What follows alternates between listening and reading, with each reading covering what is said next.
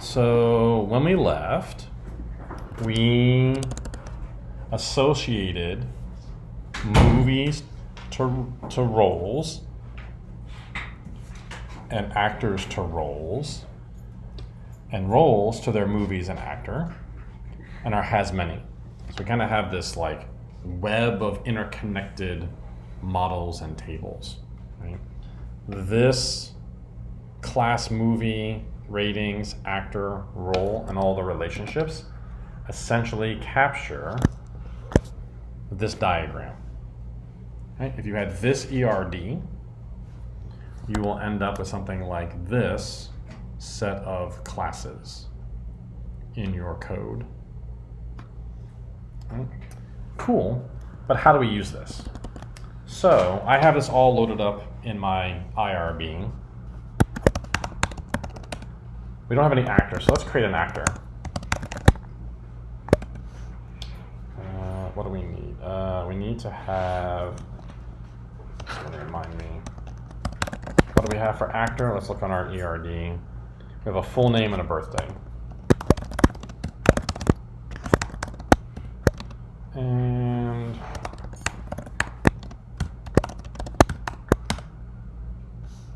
birthday is a date. So this would be, I was born in 1970 on 11/10. Cool. There's an actor.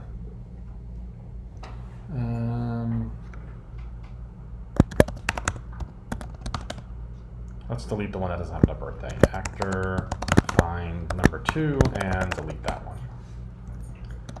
So here's an actor. And we have a movie, right? So let's say Gavin is our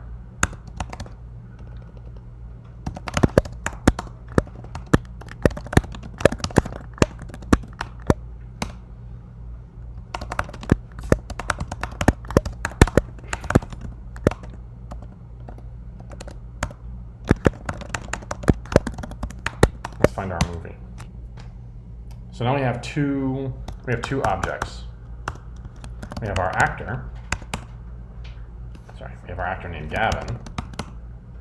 And we have our movie. Right, and we said before that we can do movie.ratings. Right? Because rating, because movie belongs to a rating.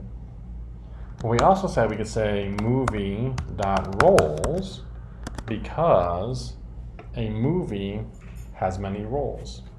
So this would tell us who's in the movie. Right? Not the actors, but the roles. Let's ask for the actors. Now this, movie actors, is movie has many actors through roles. Because referring to our diagram, movie, through roles, do we have actors? So what we're going to see here is Ruby about to write a join for us. Select from actors, inner join roles on actors.id equals roles.actors.id or roles.movie.id equals 10. We didn't have to write any of that BS because we taught active record how all of our things are related, and all I could say is given one movie, ask for the actors. Right? Same thing. I can say, Gavin, what roles have you played? None. Gavin, what movies have you been in? So now I'm going from the actor's perspective. I'm going from this corner, joining to roles, zooming up to movies. Right? Give me the movies, inner join on roles, where movies ID equals roles.movies ID, where roles actor ID is my actor ID number 3. Right? We rarely see or think about all of this stuff. We normally just say, hey, Gavin, you're an actor object. You know how to get your roles, your movies. What movies have you been in? Right? Querying that data out. It gets even cooler. This is my movie, right? These are the movies that I've been in. Somebody saw before, I think, Mary, you were the one who said that if we have an array, like 1, 2, and 3, we can use this operator, what we call the shovel, 2 less thans, to shovel something onto the end of an array. All right. Awesome. We can do this with our active record stuff too. What? Gavin, what movies have you been in? We know there's a movie called Hitchhiker's Guide to the Galaxy. We have a movie object. I can say Gavin's movies, append this movie. Right? While we're doing that, let's peek under the covers, because this is cool. Just for giggles, I'm going to go into Postgres and say select star from roles. This is just to show you something. Right? See, there are no roles in the database, right? No roles in the database. That's this middle part that relates our movies and our actors. Notice that in IRB, I'm only talking about actor objects, movies relationship, and a movie object. There's nothing here about roles. But I'm going to say append, shovel, this movie to the list of movies that Gavin is in. You notice something in green? Yeah. Insert into roles, movie ID, actor ID, 10 and 3. Active record figured out that in order for me to say this movie is one of Gavin's movies, I need to insert that middle table. Active record automatically inserted that little relationship table for me. I didn't do that. I didn't even talk about roles, right? It's almost like the roles table goes away. I don't refer to it. It's just the thing that links those two models together. And movie would be? Movie is an instance of one movie object. It is the movie Hitchhiker's Guide to the Galaxy that we got from the database. Right. Mm-hmm. So let's make another movie associated to Gavin. What movie should we do? Cujo. Why not?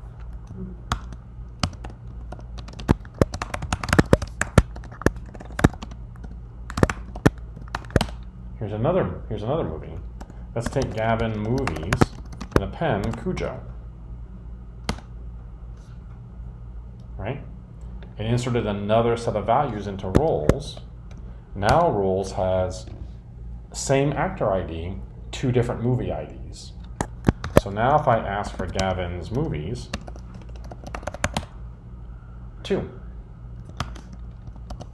How many movies? 2. Right? So if the question was how many movies has Gavin starred in, let's take the actor. Let's find by the full name, Gavin Stark.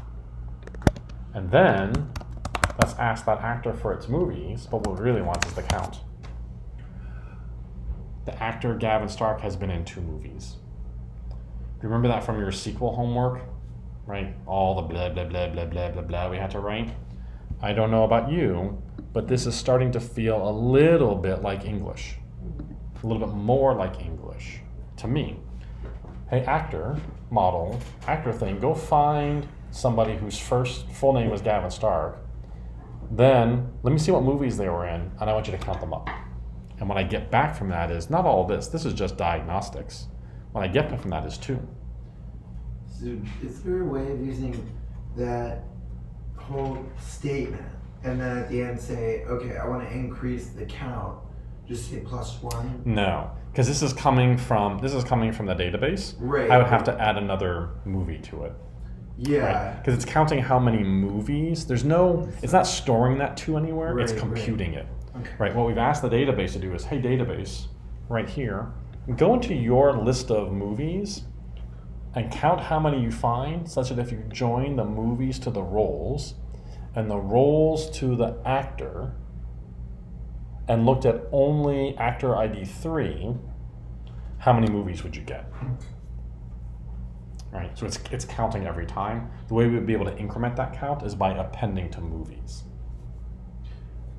Oh, okay, so That number 2 isn't stored somewhere, so it's not like we can Right. take the 2 and find it and change it to a 3 and put it back. Right. It's counting it every time. If I ask for this again, it has to count every time. Okay.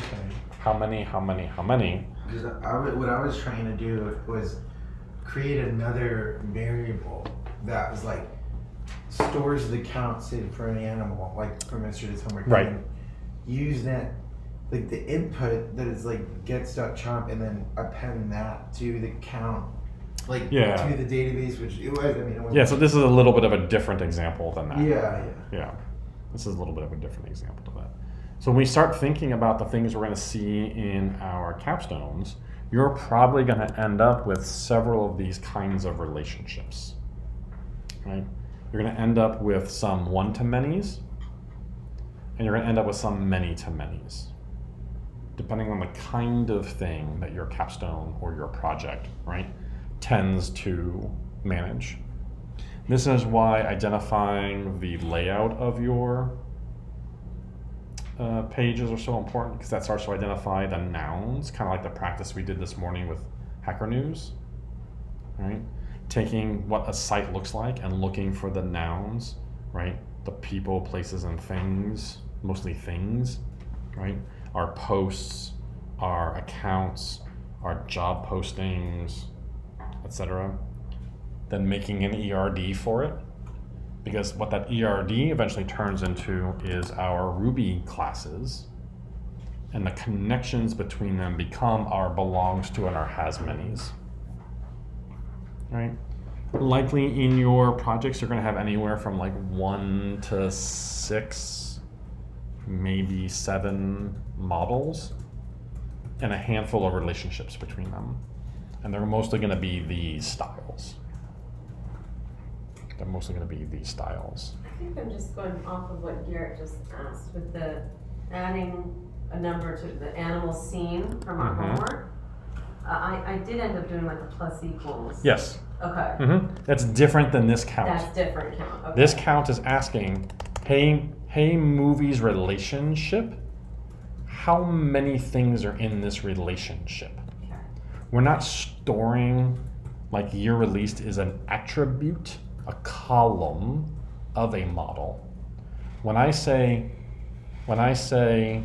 actor find by dot movies, this is actor, which are you, give me a list of all your movies, and then literally count them up, 1, 2, 3, 4, 5, 6, 7, 8. You're storing a count, right? One of the attributes of an animal is how many times it's been seen. It's kind of like our year released. The equivalent in this example is by saying something like this. Movie equals movie find by title Cujo. Let's imagine that the year released was wrong. Fuck. It's supposed to be 1984. It's 1 year afterwards. We would say movie.year released equals movie.year released plus 1 movie.save. Because the year released is an attribute of a movie. Okay. When we say movies by Gavin is a collection of movies. Right? Movies by Gavin is a collection of movies, and I can say movies by Gavin, how many are in you? Cool, there are 2. That's different than an attribute that happens to have a count. What is the C right Oh, next to? I just wanted to just show the line, so I hit Control C. Oh, Because if I execute the line, then I get all this crud. So I just wanted to show the line, and I hit Control C because I didn't want to execute the command. All right. Here's our movies, our ratings, our actors, and our role. Many-to-many relationship. This belongs to has many through is like the heart of everything we do in databases for a Rails project. If you can't, there's always 2 things I say to people. You want to get really good at Ruby, master enumerable. If you can master enumerable, the lecture we did on enumerable, map, filter, any, none, select, reduce, all of those, that's the core skill that tends to push people to like really understand Ruby. This stuff here is kind of the heart of Rails. Right? We're probably going to get into Rails next week for the last weeks of our backend lecturing. This is really the heart of it, right? Because one of the most powerful things in Rails is active record, right? Because it's what goes into our database and gets our data. That's really the most powerful thing. So this, because it comes from the ERD, right? We started from HTML and CSS and design, then we did wireframes, then we did our static. Now you're gonna do your dynamic, right? You're making it into React with router. You're gonna start to look at your nouns in your system and make your ERD. Then we can make our database and finally link the two things together. Right? It's like building, you ever see when they build bridges from two sides of the bay, right? You're crossing a river and they build, it's like they built the Skyway this way, the replacement one, from both directions, and they met in the middle. Idea, wireframe, HTML, CSS, React is one side. Tables, ERD, active record, Rails is building the other side, and they're gonna meet in the middle. And that middle is the API, right? That's the last piece to link the two parts of the bridge together when we build it. Did you have a question? Yeah, so I was wondering about, so within, say, the movie class, it's gonna have a rating ID, a roles ID, actors ID, or no, because the role, the movie ID is down here. Mm-hmm. Okay, in the roles, because right. Because the roles have many movies, so the roles will be like ID, then right. movie ID. Yeah, role has ID, movie ID, and actor ID. Okay, cool. Because roles belongs to a movie. Roles one movie, which means that the movie ID is over here. Okay. Right? Yeah. A, 1B, if you have a table of A's and you have a table of B's, and A's belong to a B, or you say an A has one B, then there's a B ID in your A table, right? Thing one has one thing two.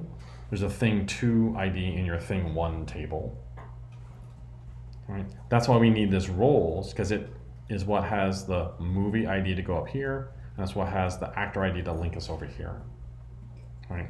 So why when you sit down to make your ERD, right, the more time you make sure your ERD is correct, then when you go to create your tables will be correct. And when you go to make your active record models will be correct. When you go to make your API will be correct. Right? It's one of the things that we want to check those along the way. Right? That's why we want you so much to work on your wireframes and your mockups now, so you have more time to get these things correct. That's cool. Because you're going to identify your nouns, and once you identify your nouns, you're identifying your ERD and your attributes. Then we can make sure that the relationships are correct, right? Kind of like what you did this morning for warm-up. Right. And then from there, our classes are correct, and our database is correct. Cool. Can I see your terminal? Okay. See my what? Can I see your terminal? And the movies by Gavin, the by, is it like kind of method? Or? No, I just made a variable name here. Taco Tuesday. The name of the variable doesn't matter. The things over here do matter. Actor, find by what? The full name, Gavin Stark, give me his movies. The variable that I put it into, I can call it whatever I want. Right? A lot of people like to create crappy variables like A is for actor. Right? And M is for the actor's movies. Whatever. But no, please don't. Right? So I tend to make variables like actor equals actor find by. But this is whatever I want to call my variables, because it doesn't matter. But then I have to type, this this variable every Yeah, time, yeah. right? So, yes. Cool. Let's talk about the next thing that we have to talk about. We've got half an hour. I'm going to introduce this, but I don't think we're going to assign the homework for it. But Mark and I will chat about that over the break when we figure out what we're going to assign for homework. So, the next thing we're going to talk about is, and we'll do this part tomorrow, how does the web work? Because there's a whole little mini lecture about like, how does the internet and the World Wide Web actually work? You've all used it and typed in URLs and clicked on things, but you all don't know like the guts. And understanding some of the guts of how it actually works is important to you as a developer. But we're going to skip by it because we don't actually need it to talk about the next thing we're going to do, which is making our first web application. Right. We've made clients, we've made things that browse, but we've never made a backend, right? We've been using other people's APIs and other people's data. Let's make one for the first time. So this is something that you all should probably follow along with if you choose to. So, one of the simplest things to make our own backend web server with is a gem called Sinatra. And yes, it's named after Frank. Mm-hmm. So if we come to Ruby Gems and we look for Sinatra, we'll see here Sinatra, downloaded only 82 million times, is a DSL for creating web applications in Ruby with minimal effort. Ooh, I like that. I like minimal effort. But we see also a new term here, DSL. Has anybody seen DSL before? Yeah. What's it stand for? Do you know what it stands for? No. I don't So know. DSL stands for a domain specific language. It says we're gonna use Ruby, and we write our Ruby, it's gonna sound like the domain that we came from. So if we were making a medical application, a domain-specific language for a medical application would have medical terms in it, right? Codes and stat and procedures and whatnot, right? Because that's the language of medicine, right? If we were making a domain-specific language for math, we'd have things like formulas and equations and graphs, because that's the domain of math. Here, the domain we're going to be using is web applications. So the terms we're going to be using are web-like terms. So a DSL, and one of the reasons why DSLs are used so much in Ruby is Ruby has a very flexible, nice syntax, which lets us talk about things in a language close to the language that we're doing. Did anybody notice belongs to and has many? That's the language of ERDs. Well, we're using that language here in Active Record because Active Record is a DSL for databases. It's a domain-specific language for databases. So let's take a look at the home page for Sinatra. Look how pretty. Mm-hmm. Like, look, there's like a little shadow I like that. of Frank, right? So let me share this. These are the notes for the web part. Ruby gang.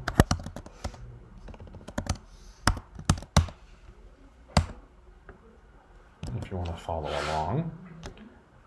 Let's install Sinatra and a friendly gem that goes along with Sinatra. So let's install Sinatra and Sinatra contrib.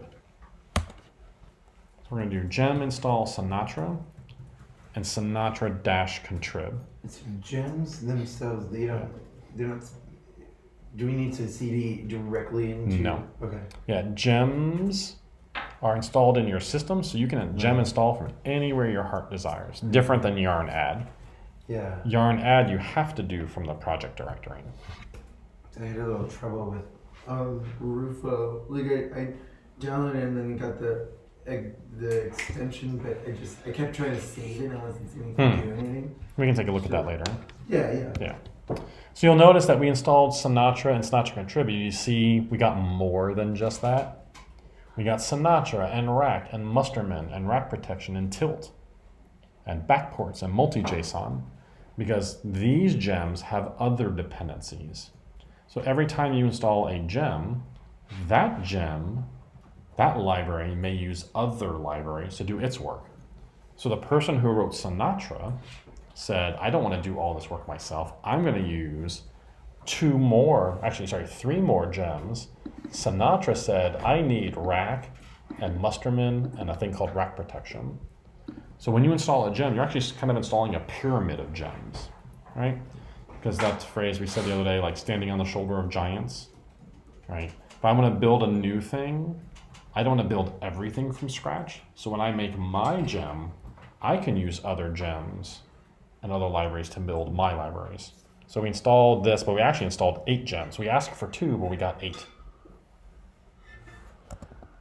So after we install this, let's make a file called like my first web app. Let's call it app.rb. Let's call it web.rb.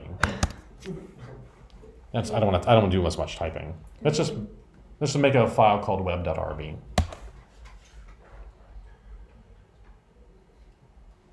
Does parsing documentation and installing RI documentation? That's fine. Okay, just take it. Yeah, it's just going to take a little while. Mine's parsing too. Yeah. I have that turned off because I don't like using the documentation locally, and it saves me some time. Yeah. If y'all want to get rid of that, I'll show you later how to change your setup and get rid of that part. Now, were there supposed to be 8 gems, or? It may be more for you because I have some gems already Oh, installed. mine is only 4, so I didn't Oh, know if that yeah. was like an issue. You may have already installed some of those other things already. So let's make the world's smallest web application.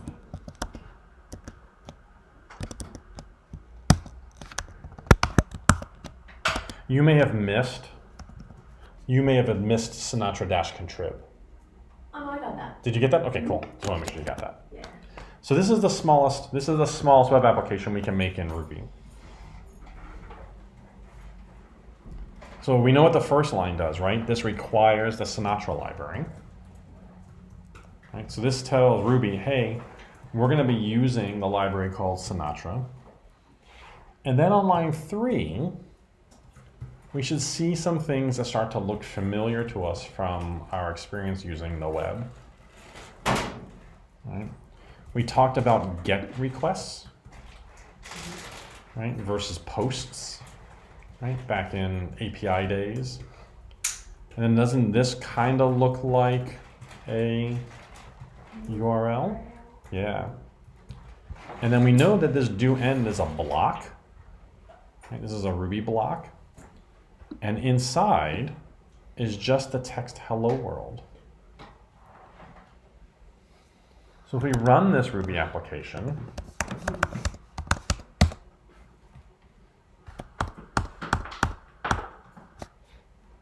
right? It says Sinatra has taken the stage on 4, 5, 6, 7 for development. So this means now that my web application is listening on port 4, 5, 6, 7, and it's ready for me to accept requests from my browser. 4, 5, 6, 7.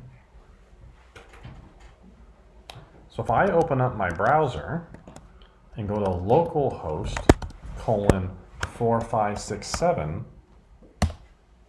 I'll be talking to Sinatra, to my web application. Right? So I made code.rb that has this, require Sinatra, get/do, hello world, end. You can copy and paste it from the class notes if you like, so you don't have to try and follow my typing. I made this WebRB, and then I ran Ruby space WebRB. Notice that when I ran Ruby WebRB, my program is still running, kind of like what? This is kind of like, yeah, it's kind of like yarn start, right? I'm running a server. It's waiting for me to make connections. Where? On port 4567, on port 4567. That means that if I open up my browser, right, and I go to localhost 4567, this answer is coming from my Ruby code. Hello world, right? That comes from here. Hello, Gavin. Except if I change my Ruby code, I have to restart my Ruby code. What is the P? The P in numbers. I don't know what you mean. Right there, before port, you see P. PID, that's the process ID. Where can we see it? You don't have to see that. That part's unimportant to you, the PID. The PID is unimportant to you. The port is important because that's the port number you put into your browser to start talking to your code. So hello, Gavin. This is a string, right? We can use string interpolation. Let me make sure this is going to work.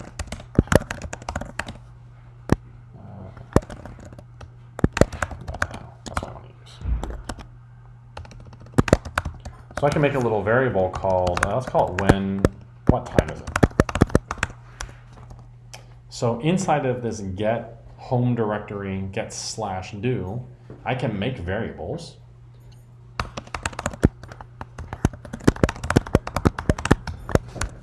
And I can use that in my string, right? So my strings don't have to be static.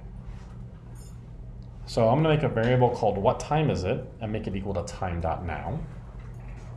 And then the result of getting the /, getting the root of my website, I'll have it return hello, comma, Gavin, it is, and the current time. If I save this file and run my WebRB again, oops, sorry, where is it? If I control C my Ruby program and run my WebRB again, and it tells me what time it is. Right? And every time I refresh my page, right, I'm getting a different time because my browser is making a request to my server, and every request, when I'm getting / it's running this code. If I ask 4567 /, Ruby asks what time is it, makes a string, hello, Gavin, it is, what time is it, and returns it. Hello, Gavin, it is 11:45, 40, 42, 43, right? Refresh, 46, refresh, 49, right? I am making a request from my browser and I'm talking to Ruby, right? What if I put in here a URL that doesn't exist? If I put in /goodbye. All right, it says, hey, Sinatra doesn't know that ditty. It doesn't know /goodbye because we didn't train it to know what /goodbye means. We only trained it what to do when you go to /. Sinatra's so helpful. It's like, hey, you might want to try this code. Look how friendly that is. What it's saying is, like, hey, if you put this code in your Ruby file, let's say, goodbye, see you soon, instead of hello world, let's put get /goodbye in our code. Let's stop our Ruby program and restart it. Now, if I go to /goodbye, it says goodbye, see you soon. But if I go to just / I get the time. If I go to /goodbye, goodbye, see you soon. Now I have two different URLs in my backend that do two different things. / tells me hello Gavin and the time, and slash goodbye just says, hey, see you soon, right? So I have these two little bits of code here that when anybody asks for slash, it does this, and anybody asks for slash, it does that. This doesn't work just on my own, only on my machine. It will also work from yours. So instead of putting localhost, if you all put in this instead, if you all put this in instead, this URL, you'll be talking to my machine on the network. I'll put it in Slack. Instead of localhost, if you put in 192.168.240.6, that's the IP address of my machine, and I'll be able to see you making requests. So here's my Ruby file, and as soon as somebody puts that URL in, I should see somebody. It says the site can't be reached. Yeah. Refuse to connect. Oh, really? Yeah. Boo. Maybe something on the network is configured. Cool. Well, what should have happened, and we won't worry about it too much because we've got 12 minutes left, is you all would be making a request to my Ruby from your browser. Right? I'll figure that out on break, and maybe this afternoon at 3 we'll give that a try. Right, but for now you can just use your local host. So this is really interesting, right? But we're returning text. And what did we see when we were doing APIs? What kinds of things we tend to return? What was the data format we used when we were using APIs? Well, you return objects. Yeah, but we called it's in the blah blah blah format. It sounds like one of the people's names here. Jason. Oh, JSON. JSON. The lingua franca, the what most web things speak nowadays is JSON or JSON. I think the appropriate pronunciation is Jason or JSON or Jason, right? JSON or Jason, right? We don't normally return text, we return JavaScript objects. So you are right, it's objects, Right. but we call it JSON. In JSON. Yeah, we return objects. So if we want to return objects on the web, we can do that, but we've got to train Sinatra a little bit. We've got to tell Sinatra, bring in JSON support. So not only do we need Sinatra, but we need Sinatra JSON, right? And then, rather than return a string here, right, we can say JSON and return an array of things. Let's return 42, 199, and Gavin. So this JSON says whatever comes afterwards, turn that into a JavaScript object and return it. Rather than just a plain string, let's make some JSON. If we stop our Ruby web again and reload our home page with this JSON, hey, does that not look exactly like what you got when you put an API URL into your browser and you saw the little JSON thing? Right? We are now returning JSON data from a server as an API. Right? This is boring data, it's static. We could return, instead of an array, let's return a hash. Right? Hashes are this. Let's return a hash who has a key that is time, and the value is what time is it. Like this. Can we quit out of it? Control C.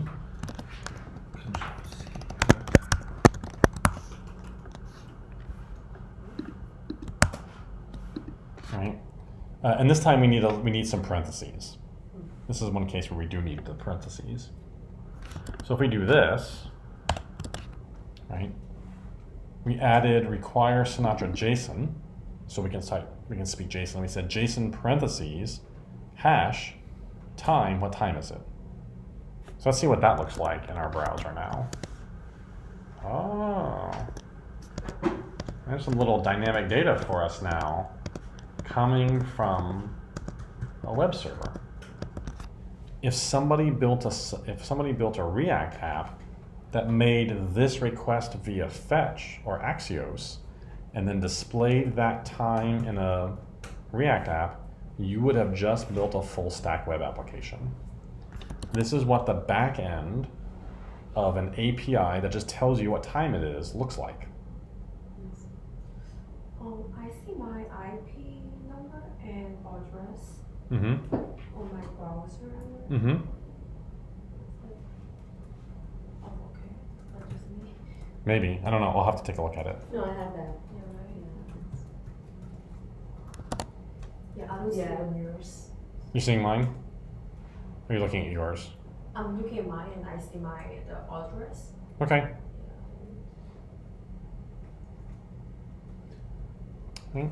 So imagine if you could combine Sinatra and Active Record. Right? Sinatra, in this case, is what's listening to requests from the browser and giving back JSON data. In this case, we're just giving back the current time. But we could also require Active Record in here. And we could also link to the movies.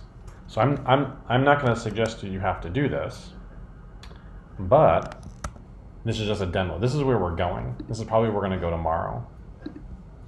Let me come back to this code here and grab some of this. All right. This is just a little demo. This is where we're going.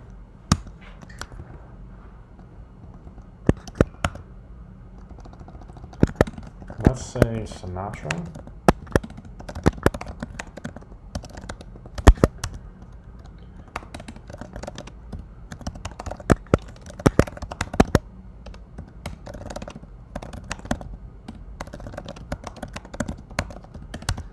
Right, and rather than just get the time, let's get all the movies and then return movies. Let's call this all movies. And then let's copy the boilerplate that we need to connect. This is a boilerplate to connect to our database. And here's our movie. Right? So not a whole lot of code, right? This is bundler, these are the gems we're looking for, a couple of require statements, configure active record, define our movie, and then our code says something like this. I will paste this, you don't have to type this. This is a demo of pretty much what we're gonna do tomorrow. What happened to my, why did it not run? Why did it not run my Sinatra app?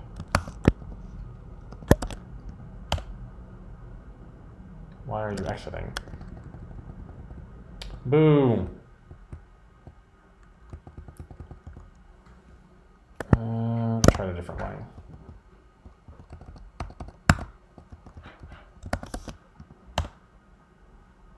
There we go.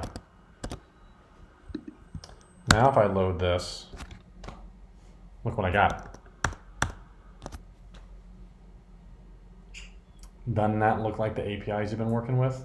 Yeah. The assignments were given, these were given to us. And exactly, in the assignments, Yeah. these were given to you. Yeah, We just built one. nice. The code that we wrote was this. Right? We said we need active record, our ORM. Please connect to the Suncoast Movies database. Require Sinatra and Sinatra JSON so we can talk to the web. Tell active record we have a movie table. Then tell Sinatra when you get the slash, I want you to ask active record for all of the movies. Store that in an all movies variable. And then render a JSON object whose key is movies, whose value is all movies. And there's all the movies. Let's make this a little nicer. Let's make an endpoint called movies. Let's make another endpoint called actors. All actors equals actor.all. JSON actors is all actors. Now we have two APIs in our little server. If I restart this. Now, if I go to /movies, I get the movies. If I go to /actors, /actor, what did I type? Get /actors. Did I not say /actors? Oh, I forgot to put actor in mine. I forgot to teach active record about the actors. That's why it came back and told me, hey, I don't know what an actor is. Look at the funny error image it gives you. Sinatra spilling his drink. Right? So if I remember to define movie and actor, then when I say actor all, I should get back all the actors. There they are. There's just one called Gavin. Right? At this point, you know everything to do on the front end. You know how to do an Axios against this, get the data, map, components, display everything, right? This part right here is the last piece we need to connect the back-end database things we've been doing to the front end you're already been able to do, right? This part here, we're going to eventually, this is what Rails is going to do for us, right? Sinatra is pretty good and it's short, but Rails is a very powerful server. That's primarily what we're going to learn. What I wanted to show you was how little code it actually takes to build some of the things you've already been using. Think about Minesweeper, what that API was. Do y'all do one list with Mark? The to-do list? Yeah. Did you do one list? The little to-do list thing? Yeah. One list is the same thing. Imagine, right, to-dos or lists, right? Probably looks something like this. There's probably a class, item, right? Create, read, update, and delete. Right? But what do we have here? 29 lines of code, and some of this is repetition because we don't actually need the all movies and the all actors variable because we can just say actor.all right here. Right? And about 25 lines of code, we can't create, update, or delete any movies or actors yet. But if we had something that was creating them and updating them and deleting them, this would give us an API to read them. Right? So this is typically how we do these kinds of apps is we're using other libraries to do what they do. We're using Active Record to deal with our database and all of our relationships. Eventually we would move in our belongs to, our has manys, our ratings, our roles. All of that would also come over into our web application. That's the part that Rails does very well. It does a really good job of dealing with the database and the web and migrating our tables and dealing with JSON and all the other things. Because it's kind of like the kitchen sink. It's got everything already built into it. Where here we're kind of adding things in bit by bit to do what we want. Right? So the assignment we just did, the Safari, will probably be the last assignment we do in the terminal. Everything else we're going to do in little web servers, and we're going to be using our browser to look at the data. Right? We're going to be using this to see the JSON. We're going to be using Axios and fetch and posts, just like you've been doing. Because from this point forward, we're just going to be building full stack applications. Right? We're going to build the database, we're going to build the queries, the models, and we're going to make a front end. So the difference between Ruby and C# is pretty much the size we're dealing with the data? No, they just take they're two different languages with two different philosophies. Right. What do you mean by the size? I heard C# is more preferred for like big like corporation size, like database and Sure. Let's ask a question. Is this a big application? GitHub? Yeah. What's it written in? See, it's Ruby. That was written in Ruby. Oh, cool. It's a big Ruby application. Oh. Oh. Yeah, because I always thought C# was more like enterprise level. I mean, it just tends to be used by Yes. enterprise. Yeah.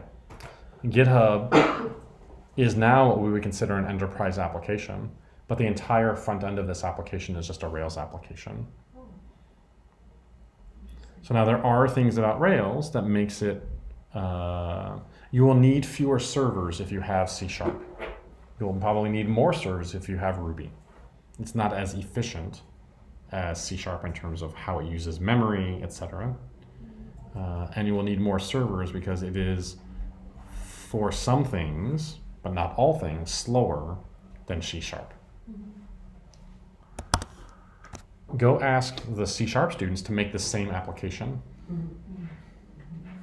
They will have to write more code. So Ruby is optimized for developer speed. Yeah. Rails is optimized for developer speed. Which do you think is more important to companies? They're paying you big bucks. Which is more expensive, servers or developers? Oh, server. No, develop. Which is more expensive? Which is more expensive, a server or a developer? A developer. A developer. Yes. Servers are what we would consider commodities, right? I can go anywhere and get servers. I can call up Amazon and be like, click one more server, please. I can literally go onto Amazon console and click up, and just immediately have more servers. And if my traffic goes down, I can immediately get rid of servers. If all of a sudden my business is growing, how long does it take to add a new developer? A good developer. A good developer, a long time. So Rails developers tend to say, let's make the development experience really fast. Rails is trying to optimize my daily programming so that I am efficient. Ruby and Rails, the language, is not as efficient as C# and .NET. They run faster, but they are not optimized for developer speed. Yeah. That's Ruby's philosophy. Ruby's philosophy is make the developer happy. Yeah. Rails' philosophy is make the developer productive. C#, you're not unproductive, but that's not their focus. Yeah. Right? So Rails and Ruby are a slower to execute language than C#. But unless you're something like Facebook or maybe GitHub at this point, because they've had to replace some backend things outside of Ruby, right? Because Ruby got to be too slow. But they could pick those off slowly over time. And over the last 10 years, it's taken them 10 years to get to the point where, well, maybe it took them like 6 years to get to the point where like, okay, we need to start replacing some of this Ruby stuff because it's too slow. But for 6 years, they were very productive. Why do you think they are the biggest game in town for repository hosting? Because they got features out quickly and efficiently with quality. Right? So if they used a language that was slower to develop but faster to execute, maybe somebody else would have come along and beaten them to market. I don't know. Hard to say. Yeah. That's just the two different philosophies between C#.NET and Ruby and Rails. There's also nothing that catches our mistakes in Ruby, right? Like they have like something that tells them exactly where their issue is, and I guess. But not every issue. Not every issue. Some. But ours could totally be like lost Well, in the ours sea of things. sometimes does, right? Yeah. So notice that I forgot to define actor, Yeah. and when I ran my code, where was it? It did tell me, It did. Yeah. right? But when I ran the code, it told me what the error was. After So you run, Ruby has more runtime errors Mm. than VS Code level errors. In .NET, it can see your errors earlier in the typing process. Yeah. Where in Ruby, we have to sometimes run the code to see the error. Where in .NET, it will tell you some of your errors ahead of time. But it means you have to type more code in order to see those errors before you can run them, Yeah. right?